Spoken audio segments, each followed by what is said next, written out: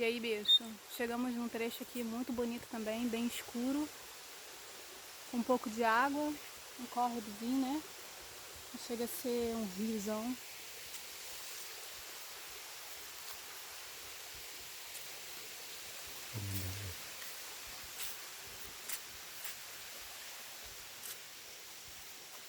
Ali onde nós estávamos.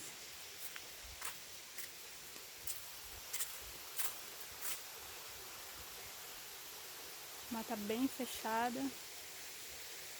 Quer dizer, esse pedaço aqui é mais aberto, né? Clareado, mas no geral as matas são bem preservadas aqui.